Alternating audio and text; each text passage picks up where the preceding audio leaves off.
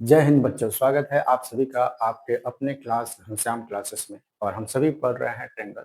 Triangle में हम लोगों ने 6.1 पढ़ लिया है, 6.2 पढ़ लिया है। 6.2 में दो थ्योरम, थेल्स प्रमेय और थेल्स प्रमेय का विलोम, जिसे हम लोग बीपीटी यानी आधारभूत समानुपातिक प्रमेय और आधारभूत समानुपातिक प्रमेय का विलोम, ये हम लोगों ने सिद्ध कर लिया है। और 6.2 के 10 के 10 क्वेश्चन हम लोगों ने 1 बाई 1 आसान भाषा में सॉल्व कर लिया है। अब हम लोग पढ़ने वाले हैं आज 6.3। और 6.3 में तीन थ्योरम है, 6.3, 6.4 और 6.5। ये तीन थ्योरम को आज हम लोग पूरी डिटेल में एकदम सिद्ध करेंगे, उसको प्रूव करेंगे और जानेंगे कि ये क्या है तीन थ्योरम। ठीक है, तो शुरू करते हैं हमारा आज का क्लास। और आज के क्लास हम लोग क्या पढ़ने वाले हैं, तो हम लोग जो है वो प्रमेय को सिद्ध करने वाले हैं। हम लोग जो है वो प्रमेय सिद्ध करने वाले हैं 6.3, 6.4 और 6.5। आज के क्लास में हम लोग ये तीन थ्योरम को सिद्ध करने वाले हैं कि क्या है ये तीन थ्योरम और क्या इसमें सिद्ध करना है। तो इसको सिद्ध करने से पहले इन तीनों थ्योरम के बारे में हम आप लोगों को कुछ बता देना चाहते हैं। तो पहला जो है हमारा 6.3 है। ये हमारा 6.3 को हम लोग बोलते हैं ए समरूपता। हमारा जो पहला थ्योरम है, पहला जो प्रमेय है, उसे हम लोग क्या बोलते हैं, तो ए समरूपता। क्या होता है ए समरूपता, क्या सिद्ध करना है इसमें, तो इसमें क्या होगा कि दो ट्रायंगल है, मान लीजिए दो ट्रायंगल है, जैसे त्रिभुज ए बी सी और डी ई एफ, ये दो ट्रायंगल है। और इस दो ट्रायंगल में आपसे बताया जा रहा है कि ये दोनों ट्रायंगल के जो संगत कोण है, इन दोनों ट्रायंगल के जो संगत कोण है, यानी कोण ए जो है वो कोण डी के बराबर है। ठीक, कोण बी जो है वो कोण ई के बराबर है और कोण सी जो है वो कोण एफ के बराबर है। यानी ये थ्योरम कहता है कि अगर किसी दो त्रिभुज में, त्रिभुज ए बी सी और त्रिभुज डी ई एफ में, अगर उसके संगत कोण बराबर है, कोण ए बराबर डी, कोण बी बराबर कोण ई और कोण सी बराबर कोण एफ, अगर इसके संगत कोण बराबर हैं, इसका मतलब क्या हुआ कि इसके संगत भुजाओं का अनुपात भी बराबर होगा। संगत भुजा जो होंगे वो समानुपाती होंगे। ये हमारा पहला थ्योरम है। यानी हमको ये सिद्ध करना है कि जो ए बी होगा वो डी से अनुपात बराबर बी सी जो है वो ई एफ होगा और ए सी जो है वो डी एफ। यानी ए बी सी का अनुपात डी, यानी ए बी बटा डी, बी सी बटा ई एफ और ए सी बटा डी एफ जो होगा वो आपका क्या होगा, तो ये समानुपाती होगा। कहने का मतलब ये है कि अगर किसी दो त्रिभुज में अगर उसके संगत कोण बराबर है, संगत कोण बराबर है, तो उनकी संगत भुजाएं भी समानुपाती होंगी और ये दोनों के दोनों त्रिभुज क्या हो जाएगा, समरूप हो जाएगा। यानी त्रिभुज ए बी सी जो होगा वो समरूप होगा त्रिभुज डी ई एफ का। तो अगर ये होगा तो ये होगा और ये अपने आप हो जाएगा। तो ये पहला हमारा ए समरूपता कहता है। ठीक है, 6.3 हमारा हो गया। 6.4, 6.4 क्या कहता है, तो 6.4 को हम लोग बोलते हैं साइड साइड साइड समरूपता। 6.4 को बोलते हैं साइड साइड साइड समरूपता। इसका मतलब क्या होता है, ये जो प्रमेय है ये आपको क्या कहता है कि अगर कोई दो त्रिभुज है, ठीक, ए बी सी, मान लेते हैं ये पी क्यू आर, ठीक, दो त्रिभुज है और अगर ये दोनों त्रिभुज के संगत कोण, संगत भुजाओं का अनुपात, अगर संगत भुजाओं का अनुपात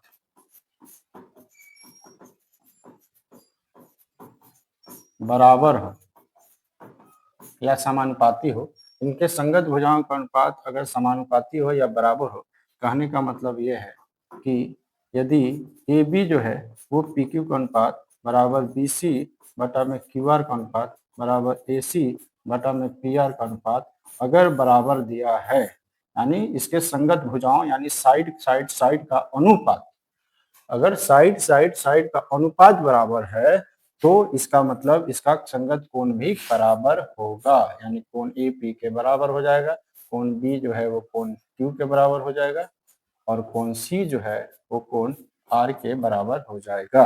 यानी कोण ए बराबर कोण पी, कोण बी बराबर कोण क्यू, कोण सी बराबर कोण आर होगा। इसे कहेंगे हम लोग साइड साइड साइड समरूपता। कहने का मतलब ये है कि अगर किसी त्रिभुज के उनके भुजाओं का अनुपात जो है वो बराबर हो यदि उनके भुजाओं का अनुपात बराबर हो तो उनके संगत कोण भी बराबर होंगे और ये दोनों त्रिभुज आपस में क्या होंगे, समरूप होंगे। ये हमारा 6.4 का थ्योरम कहता है। ठीक है, और 6.5 का थ्योरम क्या कहता है? 6.5 का थ्योरम को हम लोग बोलते हैं साइड एंगल साइड समरूपता। साइड एंगल साइड समरूपता यानी 6.5 जो हमारा थ्योरम होगा उसे हम लोग बोलेंगे साइड एंगल साइड समरूपता। इसमें क्या होगा, मान लीजिए दो त्रिभुज है, ठीक है, दो त्रिभुज क्या क्या हो सकते हैं, मान लीजिए ये ए है, ये बी है, ये सी है, ये पी क्यू और ये आर है। दो त्रिभुज हैं और यदि उसके दो भुजाओं का अनुपात बराबर हो, यदि उसके दो भुजाओं का अनुपात बराबर हो, दो भुजाओं का अनुपात बराबर हो, मान लेते हैं ए बी का पी क्यू से और ए सी का पी आर से, यानी यदि ए बी बटा में पी क्यू हो और बराबर में ए सी बटा में पी आर हो, कोई भी दो भुजाओं का अगर अनुपात बराबर हो, कोई भी दो भुजाओं का अनुपात अगर बराबर हो और इन बराबर भुजाओं के अंतर्गत कोण, और इन बराबर भुजाओं के अंतर्गत कोण, इन बराबर भुजाओं के अंतर्गत का मतलब हुआ इन दोनों भुजाओं को जो दिया गया है ए बी और ए सी जो लिया गया है उसके अंतर्गत यानी उसके बीच में आने वाला जो कोण है, और पी और क्यू और पी आर जो दिया हुआ है उसके बीच का जो ये कोण है, अगर ये कोण आपस में बराबर हो, इनके भुजाओं का अनुपात अगर आपस में बराबर हो तो हम लोग ये कह सकते हैं, अगर ये कोण ए कोण पी के बराबर हो, ठीक है, तो दो साइड जो है उनके भुजाओं का अनुपात और एक एंगल जो उसके अंतर्गत हो, अगर ऐसा हो तो ये जो त्रिभुज होगा, तो ये जो त्रिभुज ए बी सी होगा वो समरूप होगा त्रिभुज पी क्यू आर का। ये हमें सिद्ध करके दिखाना है कि अगर किसी दो त्रिभुज में उनके संगत भुजाओं का अनुपात बराबर हो और उन भुजाओं के अंतर्गत आने वाले कोण भी बराबर हो तो साइड एंगल साइड समरूपता से ये दोनों त्रिभुज आपस में क्या हो जाएंगे, तो समरूप हो जाएंगे। ये आपका 6.5 का थ्योरम है। तो ये तीन थ्योरम आज हम लोग जो है वो 1 बाय 1 प्रूव करने वाले हैं।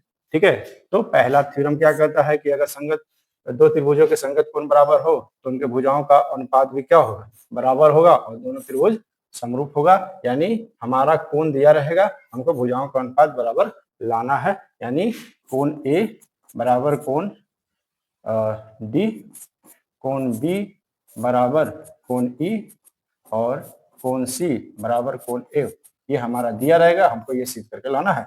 उसी तरह साइड साइड समरूपता में हमारे भुजाओं का अनुपात बराबर दिया रहेगा और हमको कोण बराबर करके लाना है। उसी तरह 6.5 में हमें संगत भुजाओं का अनुपात और उसके अंतर्गत कोण बराबर दिया रहेगा, हमें सिद्ध करके लाना है कि दोनों के दोनों त्रिभुज क्या है, समरूप है। तो चलिए हम लोग 6.3 यानी हमारा अपना आज का पहला थ्योरम जो है वो प्रूव करते हैं। ठीक है, तो हमारा जो ये थ्योरम है वो क्या कहता है, हमारा जो पहला प्रमेय है वो कहता है कि यदि दो त्रिभुजों में संगत कोण बराबर हो, यदि दो त्रिभुजों में संगत कोण बराबर हो, त्रिभुज ए बी सी और डी ई एफ, ये दो त्रिभुज आपको नजर आ होगा, त्रिभुज ए बी सी और त्रिभुज डी ई एफ,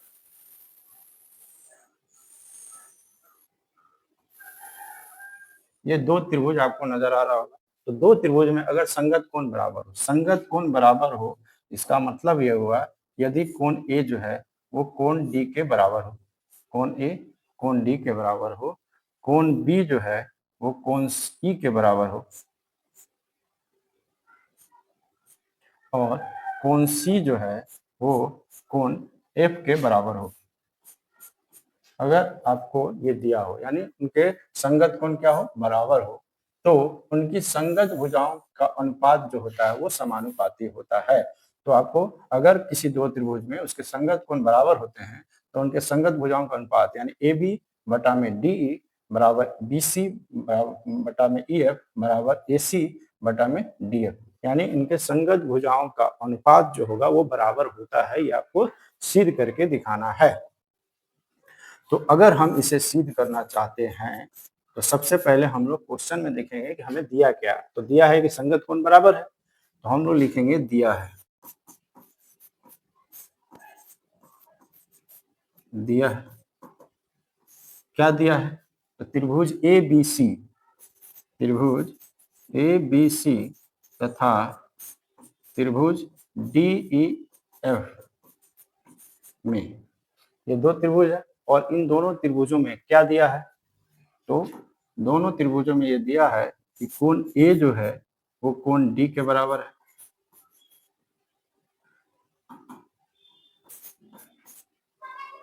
ठीक। कोण बी जो है वो कोण ई के बराबर है तथा कोण सी जो है वो कोण एफ के बराबर है। ये आपके सवाल में दिया है कि उसके संगत कोण बराबर है, तो हम मान लेते हैं ए डी के बराबर है, बी ई के बराबर है, सी एफ के बराबर है। इस सवाल में या थ्योरम में दिया है, ठीक। हमें सिद्ध क्या करना है,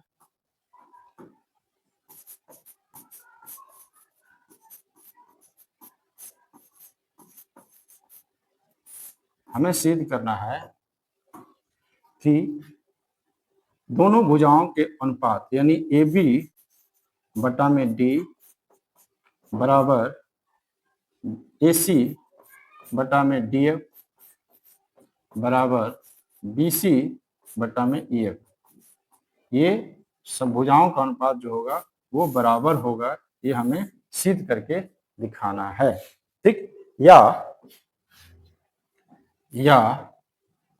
या हमें ये भी सिद्ध कर सकते हैं। अगर ये सिद्ध हो गया तो ये अपने आप सिद्ध हो जाएगा कि जो त्रिभुज ए बी सी है वो समरूप है त्रिभुज डी ई एफ का।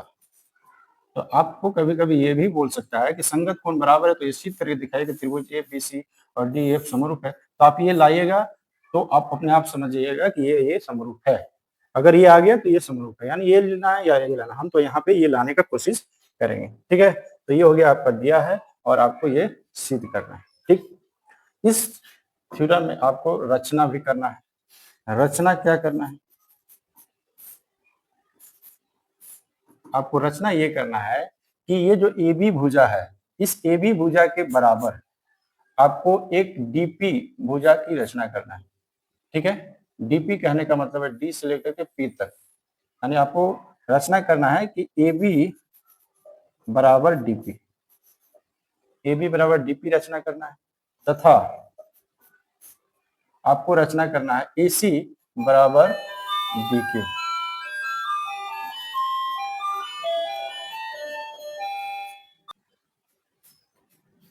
तो हमें क्या रचना करना है, हमें रचना करना है ए बी बराबर डीपी और ए सी बराबर डी क्यू रचना करना है तथा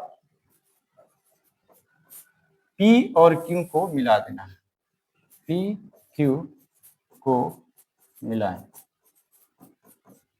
ठीक है। तो हमें क्या क्या करना है, ए बी के बराबर एक डीपी और ए सी के बराबर डी क्यू हमें रचना करना है। इससे हमें एक त्रिभुज बनेगा डी पी क्यू, ठीक है। एक त्रिभुज बनेगा डी पी क्यू और ए बी सी। तो ए बी सी और डी पी क्यू में हमने रचना क्या किया कि ए बी के बराबर डी क्यू और ए सी के बराबर ए बी के बराबर डी पी और ए सी के बराबर डी क्यू हमने रचना कर लिया और पी क्यू को मिला देने से एक त्रिभुज बन गया, ठीक है।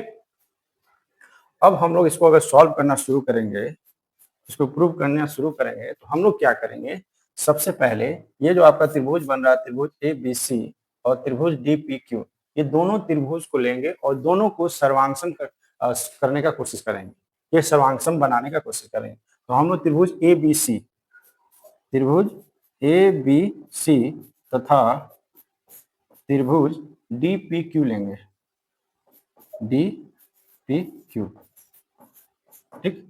अब जब हम ये दो त्रिभुज ले लिए तो ये दोनों त्रिभुज में आप देखिएगा कि चूंकि ए बी जो है वो डीपी के बराबर है, ए बी जो है डी पी के बराबर है और ए सी जो है वो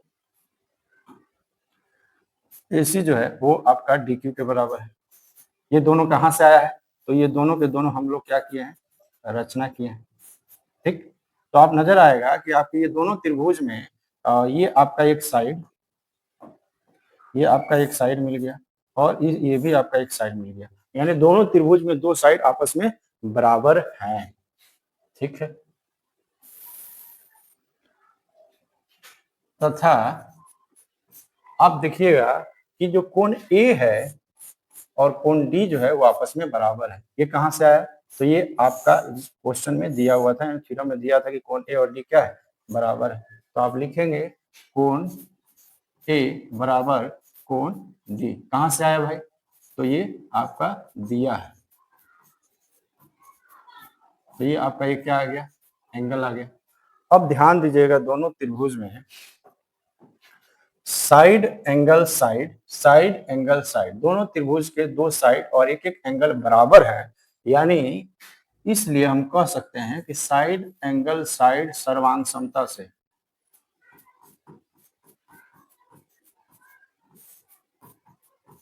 ये जो त्रिभुज ए बी सी है, हमारा जो ये त्रिभुज ए बी सी है वो डी पी क्यू के सर्वांगसम हो जाएगा, यानी सर्वांगसम त्रिभुज डी पी क्यू। हम लोगों ने ये दोनों त्रिभुज को क्या कर लिया? तो दोनों त्रिभुज को हम लोगों ने सर्वांगसम कर लिया साइड एंगल साइड सर्वांग समता से। दो त्रिभुज के अगर दो भुजा और उसके अंतर्गत कोण जो है वो बराबर हो जाए तो वो दोनों त्रिभुज क्या हो जाता है? सर्वांगसम हो जाता है। तो अगर हम ये दोनों त्रिभुज को सर्वांगसम कर लिए तो हमको क्या मिलेगा? उससे क्या फायदा होगा? तो अगर ये दोनों त्रिभुज सर्वांगसम कर लिए तो इससे हमको क्या मिलेगा? तो इसलिए कोण जो बी है वो कोण P के बराबर हो जाएगा, कोण B जो है वो कोण P के बराबर हो जाएगा, तथा कोण C जो है वो Q के बराबर हो जाएगा। ठीक है, कैसे हो जाएगा भाई? तो CPCT हम लोग पढ़ा था, CPCT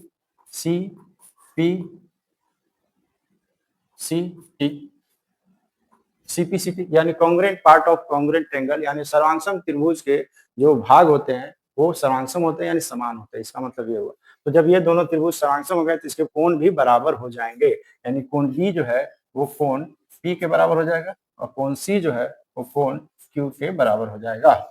ठीक है, लेकिन लेकिन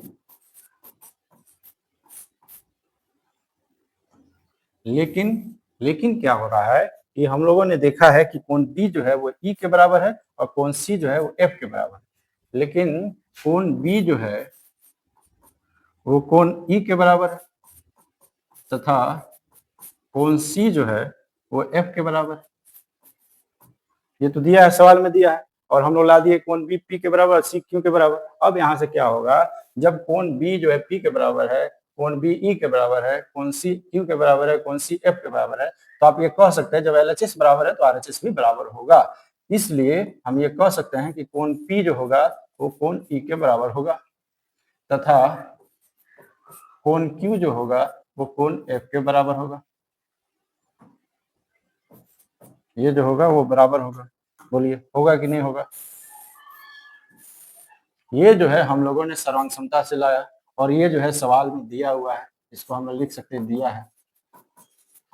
तो यहाँ से हमको क्या मिल रहा है? बी पी के बराबर है, बी ई के बराबर, इसका मतलब पी और ई बराबर है, सी क्यू के बराबर है, सी एफ के बराबर, यानी क्यू और एफ बराबर है। तो यहाँ से देखिए ध्यान से, ये क्या हो जा रहा है कि ये जो कोण पी है वो कोण ई के बराबर हो जा रहा है, कोण क्यू जो है वो कोण एफ के बराबर हो जा रहा है। तो यहाँ से आप देखिएगा जब ये कोण बराबर होगा, इसका मतलब ये वाला और ये वाला जो होगा वो क्या होगा? समांतर होगा, संगत कोण के नियम से। होगा कि नहीं होगा? तो यहाँ पर हम लिख सकते हैं, इसलिए संगत कोण के नियम से, संगत कोण के नियम से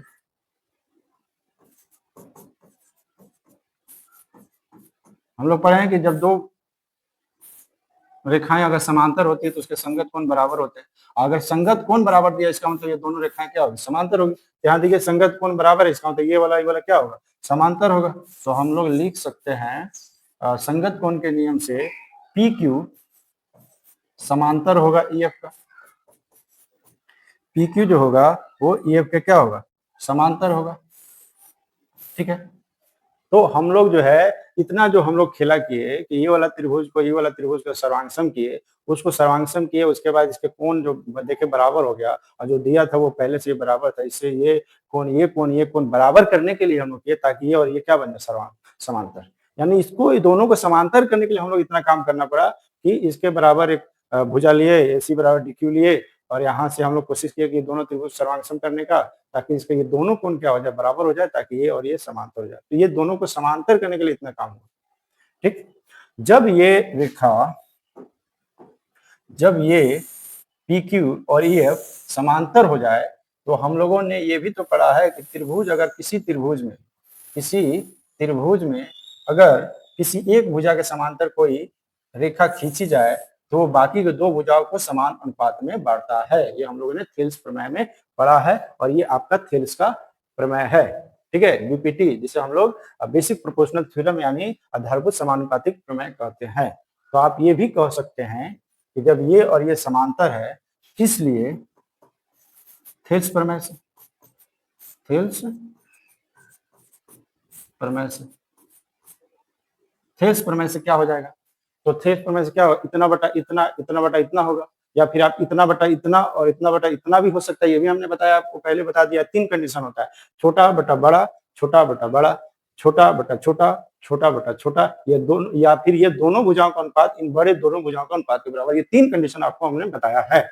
ठीक है, तो इसलिए थेल्स प्रमेय से क्या होगा, डीपी बटा में डी, हम डायरेक्ट लिख रहे हैं, डीपी बटा में डीई, यानी ये छोटा बटा बड़ा भी होता है।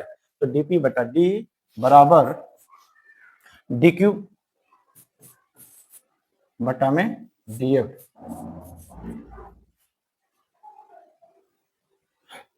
डीपी बटा में डी, डी क्यू बटा में डीएफ, ये होगा। आप लोगों ने पढ़ा होगा डीपी बटा पी, डी क्यू बटा क्यू एफ, लेकिन ये भी होता है डीपी बटा डी और डी क्यू बटा डीएफ, ये हम पिछले क्लास में बता चुके हैं। ठीक है, तो ये जो होगा, ये भुजाओं का अनुपात थेल्स प्रमेय से बराबर हो गया। ठीक है, अब ये बताइए आप लोग कि क्या डीपी का मान हम लोगों ने ए बी नहीं माना है। ये जो है ए बी का मान डीपी के बराबर है, और यहाँ पे देखिएगा डी क्यू का मान ए सी के बराबर है। तो क्या हम डीपी के जगह पे ए बी नहीं भर सकते हैं, ए बी बटा में डी, क्या डी क्यू की जगह पे हम ए सी नहीं भर सकते हैं, ए सी बटा में डी एफ, ये हम लोग ला सकते हैं। ए बी बटा डी, ए सी बटा डी एफ कहाँ से आया, तो ये हम लोग रचना किए थे, यहाँ पे आप लोग लिख सकते हैं, चूंकि ए बी का मान हम लोग डीपी के बराबर माने थे, तथा ए सी का मान जो है वो डी क्यू के बराबर है, ये हम लोगों ने रचना किया था। ठीक है, ये हम लोग रचना किए थे, तो यहाँ लिख सकते हैं रचना से।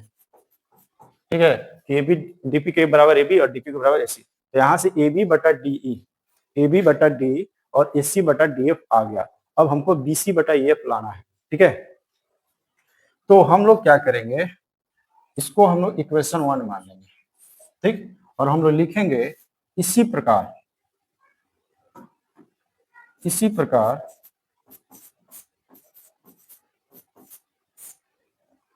ए बी बटा में डी जो होगा वो इस प्रकार हम लोगों ने सिद्ध किया कि ए बी बटा डी बराबर ए सी बटा डी एफ लाए, उसी प्रकार हम लोग ए बी बटा डी बराबर बी सी बटा ई एफ ला सकते हैं। तो ये हो गया आपका इक्वेशन 2। ठीक, तो क्या हम लोग समीकरण 1 और 2 से, समीकरण 1 तथा 2 से क्या हो जाएगा, जब ए बी डी ए सी बटा डी एफ के बराबर है और ए बी बटा डी एफ जो बी सी बटा ई एफ के बराबर है, तो समीकरण 1 2 से ये तीनों के तीनों, यानी ए बी बटा में डी बराबर ए बी बटा डी बराबर बी सी बटा में ई एफ बराबर ए सी बटा में डी एफ, ये आपका सिद्ध हो जाएगा।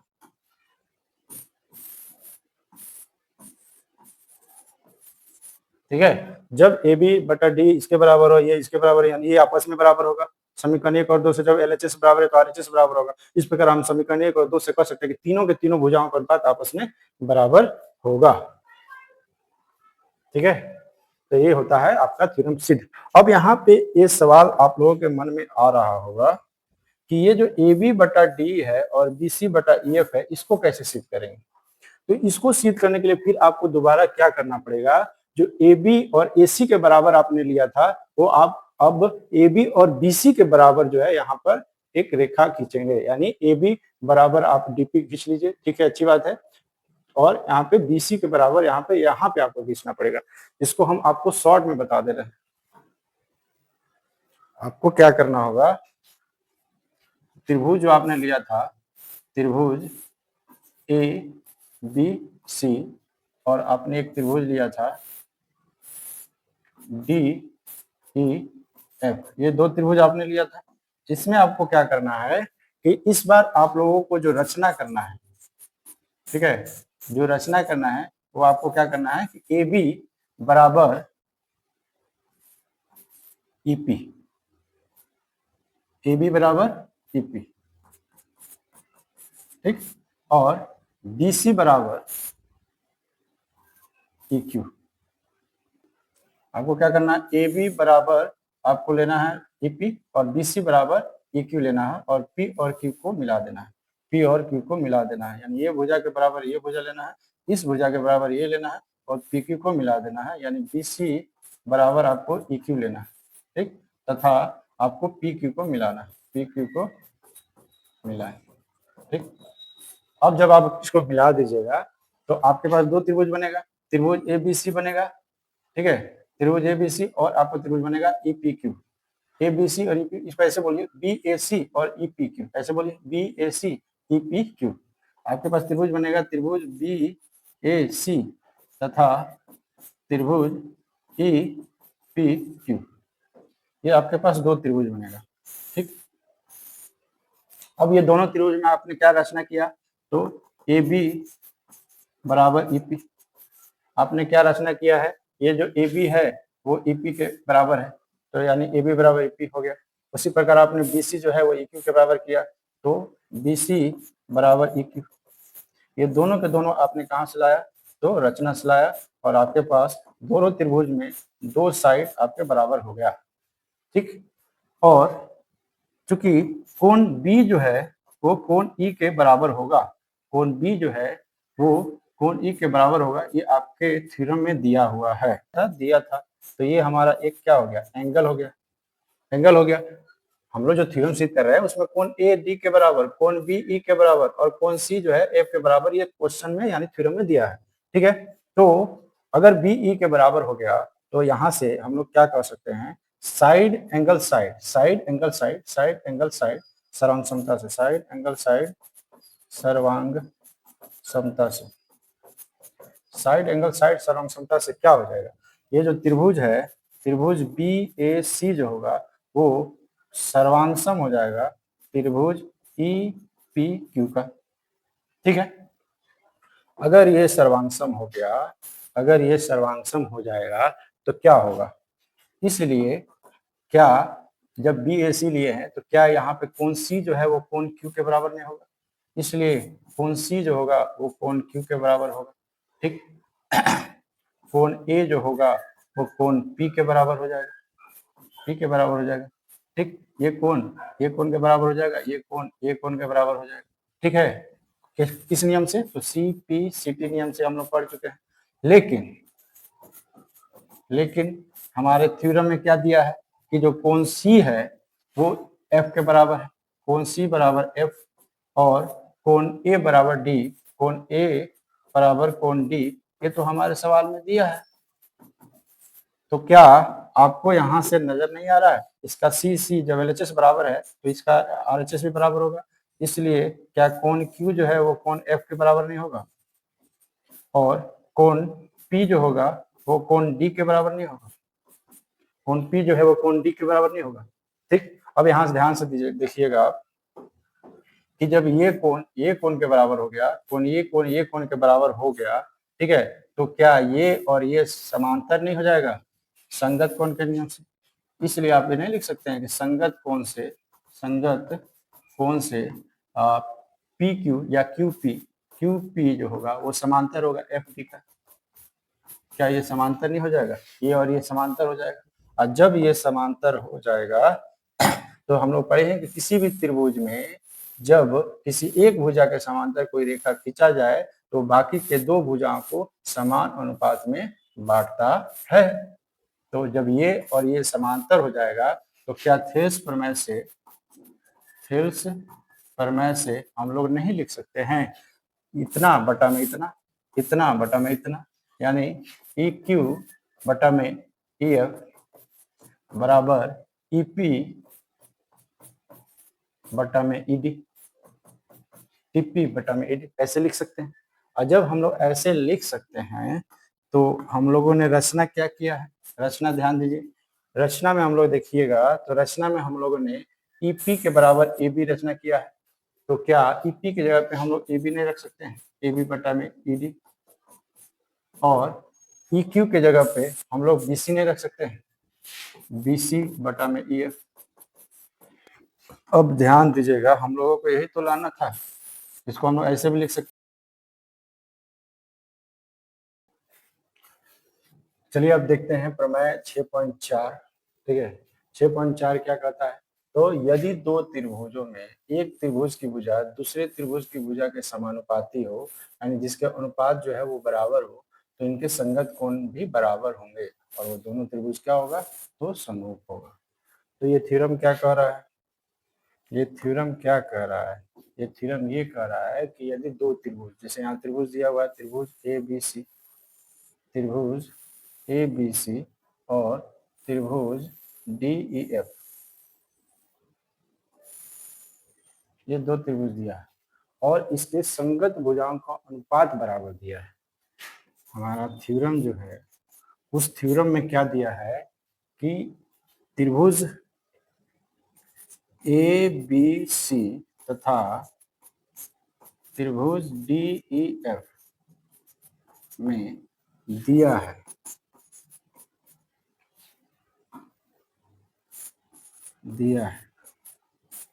क्या दिया है, तो इनके संगत भुजाओं का अनुपात जो है वो बराबर है। इसका मतलब ये हुआ कि ए बी बटा में डी ई बराबर बी सी बटा में ई एफ बराबर ए सी बटा में डी एफ का जो अनुपात है वो बराबर है।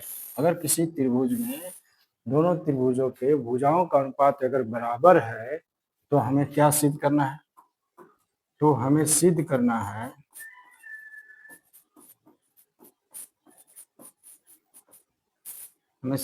है कि इनके संगत कोण भी जो होगा वो बराबर होगा। हमें सिद्ध करना है कि इसके संगत कोण जो होंगे वो बराबर होंगे, इसके संगत कोण जो होंगे वो बराबर होंगे। यानी हमें क्या सिद्ध करना है, कोण ए बराबर कोण डी, कोण बी बराबर कोण ई और कोण सी बराबर कोण एफ होगा। ये हमें सिद्ध करके दिखाना है। ठीक है, तो जैसे हम लोग पिछला थ्योरम को सिद्ध करने के लिए रचना की थी, सेम टू सेम वही रचना यहाँ भी आपको करना है। तो रचना क्या करना है,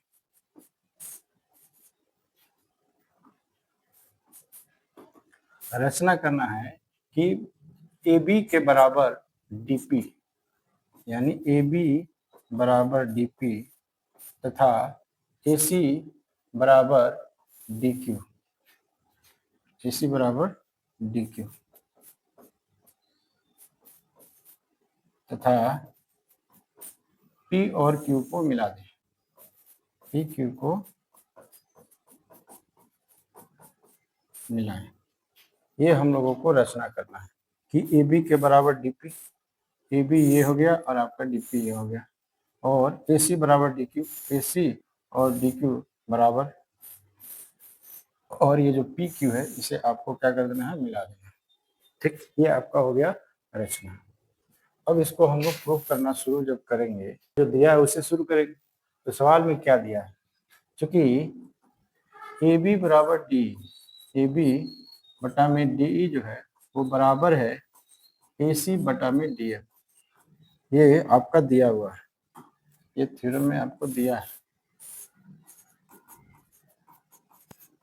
ठीक, तो यहाँ पे हम लोग ये दो ले रहे हैं, ये ले रहे हैं और ये ले रहे हैं। ये क्यों नहीं ले रहे हैं, ये इसलिए नहीं ले रहे हैं क्योंकि यहाँ पे ए बी और डी पी और ए सी और डी क्यू का मान यहाँ पे हम लोग भरने वाले हैं। ए बी का मान डी पी और ए सी का मान डी क्यू भरने वाले हैं, इसीलिए यही दो भुजा हम लोग ले रहे हैं। ठीक, तो जब ए बी बटा डी और ए सी बटा डी जब हम लिए तो हम इसको ऐसा भी लिख सकते हैं, इसलिए हम ए बी की जगह पे क्या लिख सकते हैं, हम लोग ए बी की जगह पे डी पी लिख सकते हैं। तो ये हो जाएगा डी पी बटा में डी बराबर ए सी की जगह पे हम लोग डी क्यू लिख सकते हैं। तो यहाँ पे हो जाएगा डी क्यू बटा में डी एफ, ये हो जाएगा।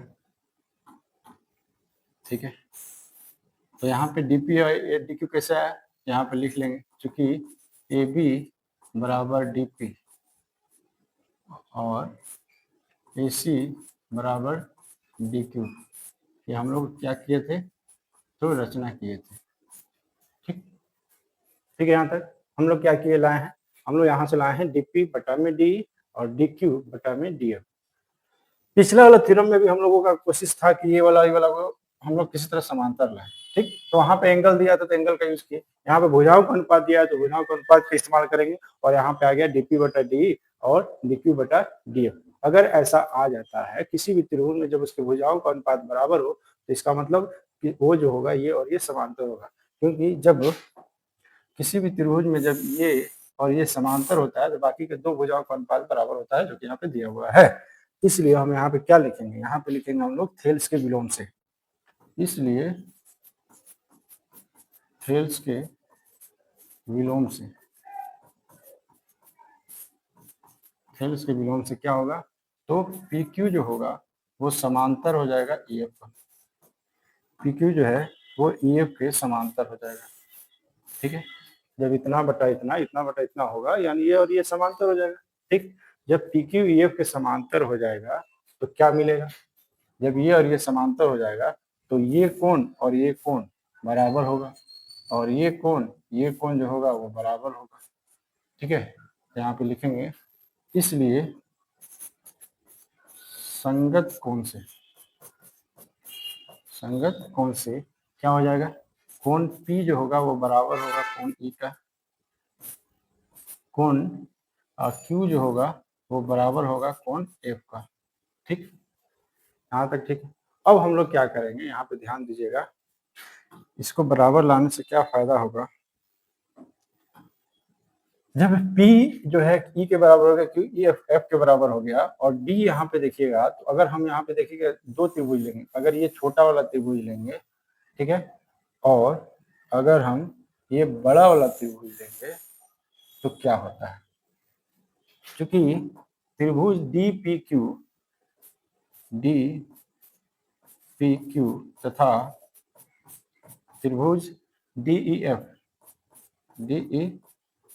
एफ में अगर हम कोई दो त्रिभुज लेते हैं, एक छोटा वाला और एक बड़ा वाला, त्रिभुज डी पी क्यू और त्रिभुज डी ई एफ अगर हम लेते हैं, तो यहाँ पे आप ध्यान दीजिएगा, क्योंकि कोण P जो है कोण E के बराबर है, कोण P कोण E के बराबर है। ठीक है, और कोण Q जो है वो कोण F के बराबर है, ये हम लाए थे, तथा कोण D जो होगा वो कोण D के बराबर होगा। क्यों, क्योंकि कोण D जो है वो छोटा वाला में बन रहा है और बड़ा वाला में भी बन रहा है। तो क्या यहाँ पे देखिएगा, एंगल एंगल एंगल समरूपता से ये दोनों त्रिभुज समरूप नहीं हो जाएगा, इसलिए एंगल एंगल एंगल समरूपता से त्रिभुज डी पी क्यू समरूप हो जाएगा त्रिभुज डी ई एफ का, हो जाएगा। और अगर ये दोनों त्रिभुज समरूप हो जाएंगे तो क्या इसके संगत भुजाओं का अनुपात बराबर नहीं होगा, यानी हम इसको ऐसे लिख सकते हैं डीपी बटा डी, इसलिए डीपी बटा में डीई, डीपी बटा में डी बराबर डी क्यू बटा में डी एफ बराबर पी क्यू बटा में ई एफ हो जाएगा। जब ये समरूप होंगे तो इसके संगत भुजाओं का अनुपात क्या होगा, बराबर होगा। तो संगत भुजाओं का अनुपात क्या हो गया, बराबर होगा। अब यहाँ पे आप ध्यान दीजिएगा, हम लोग क्या कर रहे हैं, डीपी बटा डी ले रहे हैं, क्योंकि डीपी बटा में डीई बराबर पी क्यू बटा में ई एफ, ये ले रहे हैं। तो यहाँ से आप ध्यान दीजिएगा कि डीपी का मान हम लोग क्या माने थे, ए बी माने थे, रचना किए थे ना। तो हम यहाँ पे कैसे लिख सकते हैं, ए बी बटा में डी बराबर पी क्यू बटा में ई, ऐसे लिख सकते हैं, ये लिख सकते हैं। यहाँ पर लिख देंगे, चूंकि डीपी बराबर ए बी, ये रचना हम लोग किए थे, ठीक है। डीपी का मान ए बी के बराबर था। अब इसको हम क्या कर रहे हैं, इसको इक्वेशन 1 का नाम देते हैं, ठीक। अब यहाँ पे आइएगा तो ए बी बटा डी जो है वो बी सी बटा ई एफ के बराबर है, ये दोनों ले रहे हैं। चूंकि ए बी बटा डी ई जो है वो बी सी बटा ई एफ के बराबर है, ये चीज जो है हम लोगों को दिया है, ये चीज क्या है, दिया।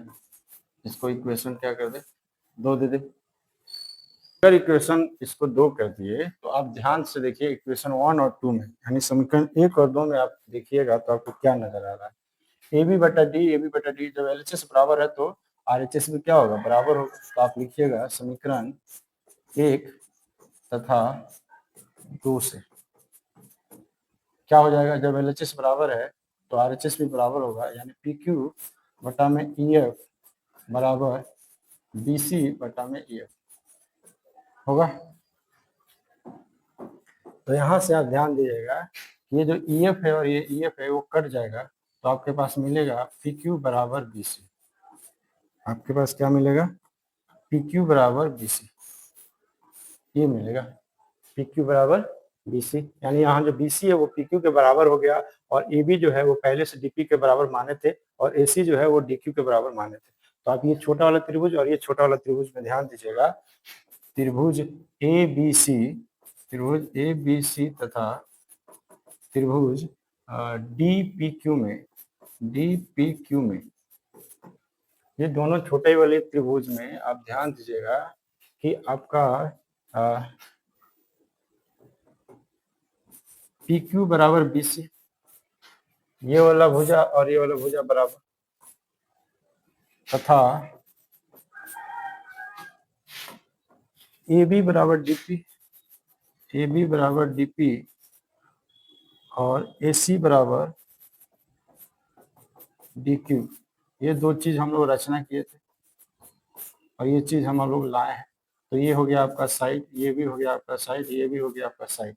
तो क्या साइड साइड सर्वांग समता से ये दोनों सर्वांग समन्वय हो जाएंगे, इसलिए साइड साइड साइड सर्वांग समता से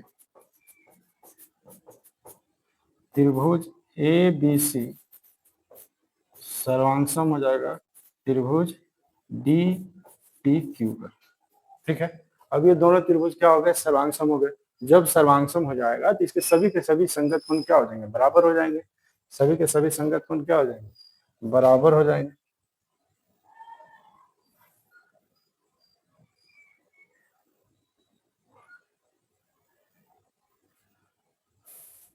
सभी के सभी संगत कोण क्या हो जाएंगे, बराबर हो जाएंगे। यहाँ लिखेंगे इसलिए कोण ए बराबर डी, कोण ए बराबर कोण डी, कोण बी बराबर कोण पी और कोण सी बराबर कोण क्यू होगा, ठीक है। अब यहाँ पे आप ध्यान दीजिएगा कि कोण ए जो है वो डी के बराबर है, ये अच्छी बात है। कोण बी जो है वो पी के बराबर है, यहाँ पे पी ई के बराबर है, जबकि बी यहाँ पी के बराबर है। इसका मतलब बी और ई बराबर है, यहाँ पे कोण सी जो है वो क्यू के बराबर है और कोण क्यू जो है एफ के बराबर है। इसका मतलब क्या हुआ कि ये जो आपका सी और एफ क्या हो जाएगा, बराबर हो जाएगा। हम इसको ऐसे करेंगे, यहाँ पे लिखेंगे लेकिन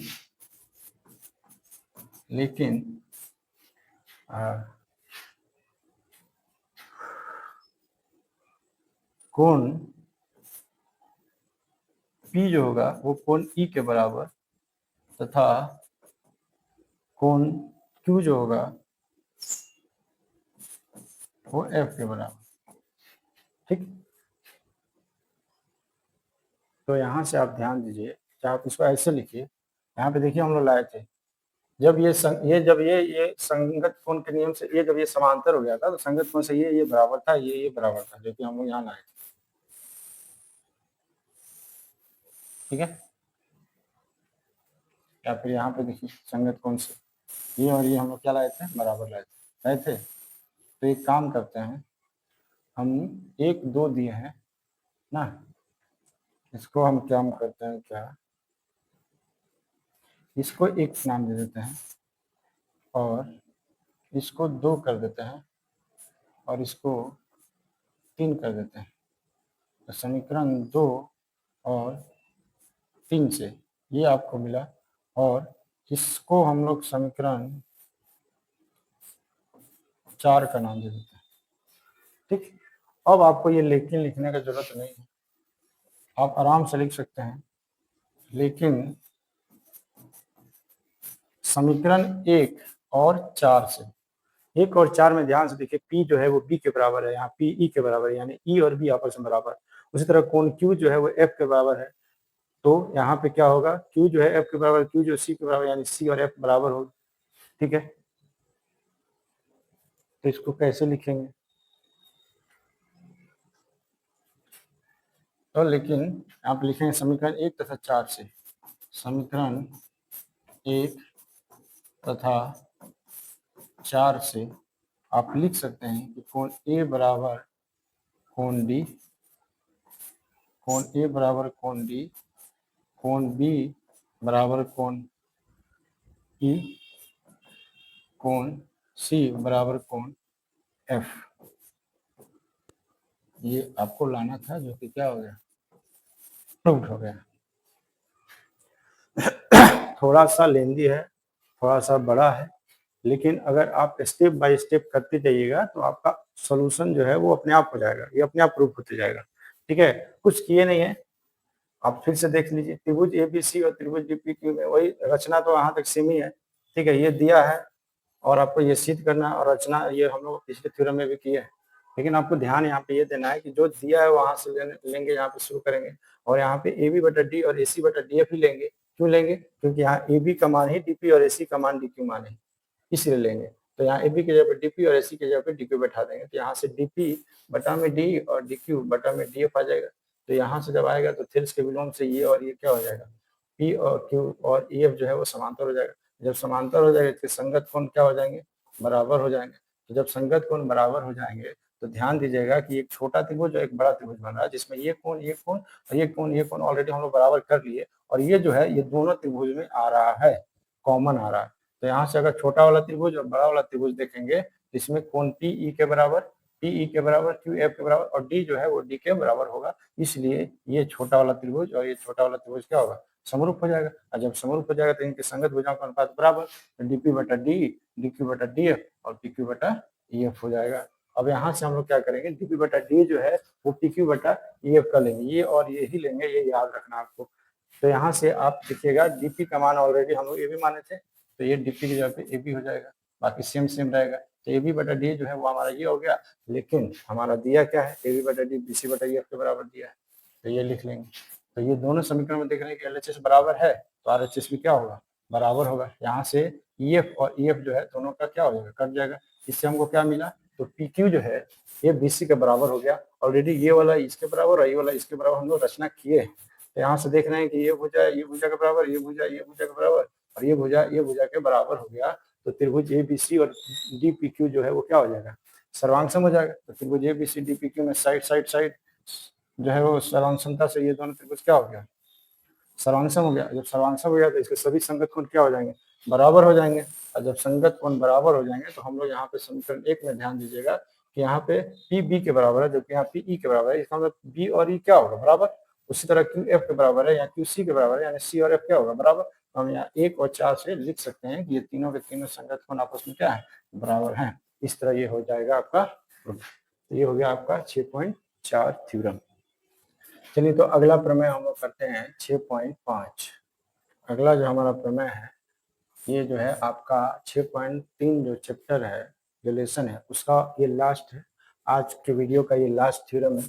और 6.5 ये क्या कहता है कि यदि एक त्रिभुज का एक कोण दूसरे त्रिभुज के एक कोण के बराबर है, कहने का मतलब ये है यदि कोई दो त्रिभुज है उसका एक कोण दूसरे त्रिभुज के एक कोण के बराबर हो, यानी कोण ए और कोण डी जो है वो क्या हो, बराबर हो, तथा इन कोणों के अंतर्गत करने वाली भुजा, यानी इन कोणों के अंतर्गत भुजा, ये जो कोण है इसके अंतर्गत भुजा आपको ये और ये है।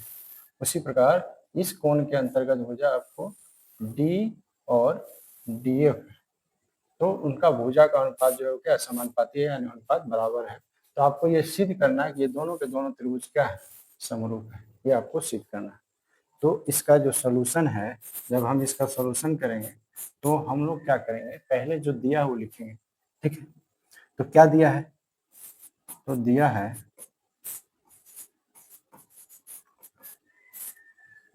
त्रिभुज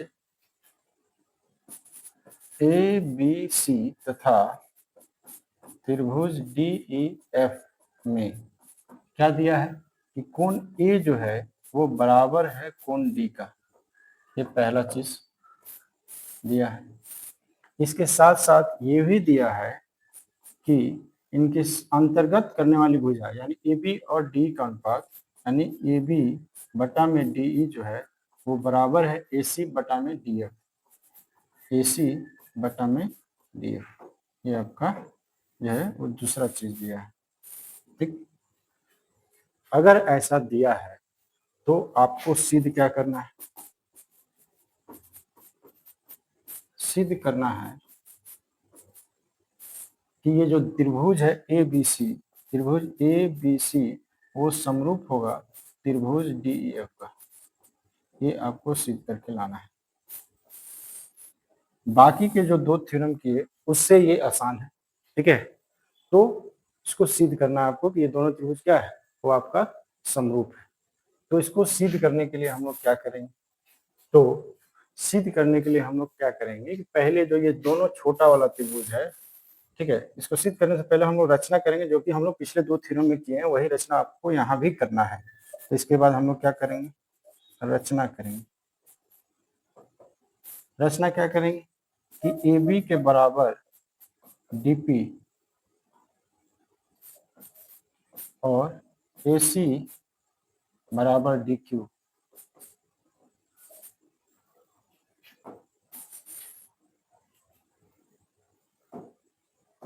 तथा पी क्यू को मिला, ये हम लोगों को करना है। कहने का मतलब है ए बी बराबर डी पी, यानी ये जो ए बी है वो डी पी के बराबर हमको रचना करना है, और ये जो ए सी है, ये जो ए सी है वो आपको डी क्यू के बराबर रचना करना है, ये और पी और क्यू को क्या कर देना, मिला देना। पी और क्यू को क्या किया, मिला दिए, ठीक। अब हमारा काम ये रहेगा, ये जो छोटा वाला त्रिभुज है और ये जो छोटा वाला त्रिभुज है, ये दोनों को सर्वांशम करेंगे। क्या करेंगे, सर्वांशम। तो सर्वांशम करने के लिए क्या करना होगा, ये दोनों त्रिभुज में हमको खोजना पड़ेगा कसौटी, सर्वांशमता की कसौटी। तो हम लिखेंगे त्रिभुज ए बी सी तथा त्रिभुज D P Q, D P Q में इसमें हमको क्या क्या मिलेगा। तो सबसे पहले ये जो ए बी बराबर डी पी, ए बी बराबर डी पी और ए सी बराबर डी क्यू, ये दो चीज जो है वो क्या है, हम लोग रचना किए हैं। ये जो चीज जो है वो हम लोगों ने रचना किया है। तो ये हो जाएगा आपका एक साइड और ये हो जाएगा एक और साइड, ठीक। उसके अलावा में आपका कोण ए जो होगा वो कोण डी के बराबर है, ये आपको दिया हुआ है। ये जो कोण ए है वो डी के बराबर है, ये एक एंगल हो गया जो कि दिया है। आपके थ्योरम में ये आपको दिया है कि कोण ए जो है वो डी के बराबर है और ए बी डी पी के बराबर, ए सी डी क्यू के बराबर हम लोगों ने रचना किया था। यहाँ ध्यान दीजिएगा, साइड एंगल साइड लग रहा है, साइड एंगल साइड सर्वांग समता का नियम लग जाएगा। तो यहाँ पे लिखेंगे साइड एंगल साइड सर्वांग समता से ये जो त्रिभुज है आपका ए बी सी वो सर्वांगसम हो जाएगा, वो आपको क्या हो जाएगा, सर्वांगसम हो जाएगा त्रिभुज डी पी क्यू का। ठीक है, ये जो त्रिभुज ए बी सी है वो आपको सर्वांगसम हो जाएगा त्रिभुज डी पी क्यू। ठीक है, अब एक चीज आप बताइए कि जो सर्वांगसम होता है वो समरूप भी होता है। जो सर्वांगसम है वो समरूप होगा ही होगा, लेकिन जो समरूप है वो सर्वांगसम हो ये जरूरी नहीं। तो ये सर्वांगसम है इसलिए ये समरूप भी होगा। तो हम ये कह सकते हैं इसलिए त्रिभुज ए बी सी जो होगा वो समरूप भी होगा त्रिभुज डी पी क्यू का। ठीक, ये समरूप भी होगा, इसको इक्वेशन 1 मान लेते हैं। ठीक, जो सर्वांगसम होता है वो समरूप भी होता है। ठीक है, यहाँ तक हम लोग कर लिए। ठीक, अब आते हैं यहाँ पे इस छोटा वाला त्रिभुज और ये बड़ा वाला त्रिभुज को भी हम लोग समरूप करने का कोशिश करेंगे। तो समरूप करने के लिए क्या करेंगे, जो चीज दिया है उसको पहले पकड़ेंगे। ये ए बी बटा डी, चूंकि ए बी बटा में डी ई बराबर ए सी बटा में डी एफ, ये क्या है तो दिया है। ठीक है, ये जो है आपके थ्योरम में दिया था कि ये दो भुजाओं का अनुपात आपस में बराबर ए बी बटा में डी और ए सी बटा में डी एफ। ठीक, हम क्या करेंगे कि ये जो ए बी है, ए बी की जगह पे हम लोग डी पी भर लेंगे, डी पी बटा में डी, और ए सी की जगह पे हम लोग डी क्यू भर लेंगे, डी क्यू बटा में डी एफ। क्यों भरेंगे भाई, तो हम लोग देखिएगा कि रचना में हम लोगों ने किया था कि ए बी डी पी के बराबर है और ए सी डी क्यू के बराबर है। तो हम ए बी की जगह पे डी पी भर दिए, ए सी की जगह पे डी क्यू भर दिए। यहाँ पे आप लिख सकते हैं चूंकि ए बी बराबर डी पी तथा ए सी बराबर डी क्यू, कहाँ से है तो रचना से है। ठीक, अब यहाँ पे ध्यान दीजिएगा कि क्या हो रहा है, जब डी पी बटा में डी आ जाए, डी क्यू बटा में डी एफ आ जाए, तो इसका मतलब होता है कि ये और ये क्या है, समांतर है। क्या से, तो थेल्स के विलोम से। यहाँ पे इसलिए लिख सकते हैं, इसलिए थेल्स के विलोम से, थेल्स के विलोम से ये जो त्रिभुज है, त्रिभुज ए बी सी, त्रिभुज डी पी क्यू जो होगा वो क्या होगा, तो गलती है, थेल्स के विलोम से जब इतना बटा इतना, इतना बटा इतना होगा तो ये और ये समांतर होगा, इसलिए थेल्स के विलोम से पी क्यू जो होगा वो समांतर होगा ई एफ का। पी क्यू जो होगा वो ई एफ का क्या होगा, समांतर होगा। ठीक है, ये कर लिए। अब जब ये और ये समांतर हो गया तो क्या संगत कोण के नियम से ये कोण क्या होगा, बराबर नहीं होगा। ये कोण क्या होगा, संगत कोण के नियम से ये कोण क्या होगा, बराबर होगा। तो हम लोग क्या लिखेंगे, इसलिए संगत कोण से कोण P बराबर E, कोण P बराबर कोण E और कोण Q बराबर कोण F। ठीक, ये हम लोगों को मिल गया संगत कोण से। ठीक, अब हम लोगों को बताइए, जब ये कोण के बराबर, ये कोण के बराबर है, ये जो है वो बड़ा वाला में भी आएगा और छोटा वाला में भी आएगा। तो त्रिभुज डी पी क्यू तथा त्रिभुज डी ई एफ में, ये दोनों त्रिभुज में हम लोग समरूपता की कसौटी को खोजेंगे। तो हमको क्या मिलेगा कि कोण डी जो है वो बराबर है कोण डी का, ये एक एंगल मिल गया।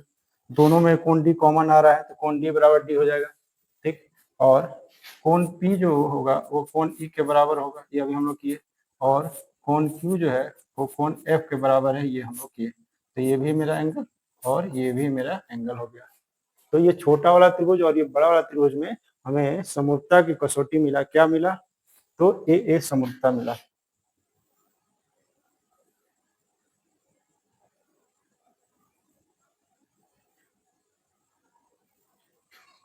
तो इसमें हमें क्या मिला? तो ए समरूपता मिला। तो यहाँ पर कह सकते हैं कि ए समरूपता से ए समरूपता से क्या होगा? तो त्रिभुज डी पी क्यू जो होगा वो समरूप होगा त्रिभुज डी ई एफ का। इसको हम लोग समीकरण 2 कीजिए। तो ये छोटा वाला और इसका बड़ा वाला त्रिभुज क्या हो गया? समरूप हो गया। अब आप ध्यान दीजिए, आपके पास समीकरण 1 आया था, ये समीकरण 1 और ये समीकरण 2। समीकरण 1 और 2 में आप ध्यान दीजिएगा, अगर आप ध्यान दीजिएगा तो आप देखिएगा कि डी पी क्यू जो है वो डी एफ के समांतर है और यही D P Q A B C के भी समांतर है। इसका मतलब ए बी सी और डी पी एफ आपस में समांतर, ये समरूप है। आप समीकरण 1 में और समीकरण 2 में ध्यान दीजिएगा कि जो ये आपका डी पी क्यू है वो ए बी सी के समरूप है और यही डी पी क्यू जो है वो डी एफ के समरूप है। तो क्या ए बी सी और डी एफ समरूप नहीं होगा? आप यहाँ पर ऐसे नहीं लिख सकते हैं? समीकरण 1 तथा 2 से त्रिभुज ए बी सी जो होगा वो समरूप होगा त्रिभुज डी ई एफ का। त्रिभुज ए बी सी जो होगा वो समरूप होगा त्रिभुज डी ई एफ का। यही हमें क्या करना था? प्रूव करना था। ठीक है, तो ये बहुत आसान था। ठीक है, संगत कोण, इसके संगत ए और डी बराबर दिया कोई एक कोण और इसके संगत भुजाओं का अनुपात बराबर दिया है। हमें सिद्ध करना है कि दोनों त्रिभुज जो है वो ए बी सी और डी एफ क्या समरूप है। इसके लिए हम लोग वही रचना किए जो बाकी के पीछे 2 थ्योरम में की। ए बी के बराबर डी पी, ए सी के बराबर डी क्यू हम लोग रचना किए और पी क्यू को मिला दिए। अब हमारा पहला काम था कि ये दोनों त्रिभुज को सर्वांगसम दिखाना था। तो हम लोग ये 2 चीज रचना में मिल गया और ए और डी जो है वो दिया हुआ था। यहाँ से साइड एंगल साइड से ये वाला और ये वाला क्या हो गया? सर्वांगसम हो गया। और जो सर्वांगसम होता है वो समरूप भी होता है। यहाँ से इक्वेशन 1 मिल गया। दूसरा हम लोगों का जो दिया ए बी बटा डी, ए सी बटा डी एफ, उसको पकड़ेंगे और ए बी और ए सी का मान डी पी और डी क्यू भर देंगे क्योंकि हम लोग रचना में किए हैं। अगर ऐसा करते हैं तो हमें क्या मिलेगा? डी पी बटा डी और डी क्यू बटा डी एफ। जब ये मिलेगा तो इसका मतलब ये और ये थे इसके विलोम से क्या होगा? समांतर होगा। और जब ये समांतर होगा तो इसके संगत कोण क्या होंगे? बराबर होंगे। तो ये छोटा वाला त्रिभुज और बड़ा वाला त्रिभुज में 2 एंगल बराबर और डी डी जो है वो घनिष्ठ हो जाएगा। तो इससे क्या होगा? ये छोटा वाला और बड़ा वाला भी क्या हो जाएगा? समरूप हो जाएगा। अब 1 और 2 में इनको साफ साफ नजर आ रहा है कि D P Q D F के समान समरूप है और यही D P Q A B C का भी समरूप है। इसका मतलब ए बी सी और डी एफ भी आपस में समरूप है। तो ये हो गया आपका आज का लास्ट थ्योरम 6.5। ठीक है, आशा करते हैं कि आज का वीडियो आपको अच्छा लगा होगा। अगर आपको अच्छा लगा है तो लाइक कीजिए, कमेंट कीजिए और हमारे अगले वीडियो को देखने के लिए चैनल को सब्सक्राइब कर लीजिए। हमारा जो अगला वीडियो आने वाला है वो 6.3 के सारे क्वेश्चन को हम लोग 1 बाय 1 एकदम बिल्कुल आसान तरीके से इसमें हम लोग सॉल्व करेंगे, पढ़ेंगे और उसको समझने की कोशिश करेंगे। तो आज के लिए इतना ही। जय हिंद, जय भारत।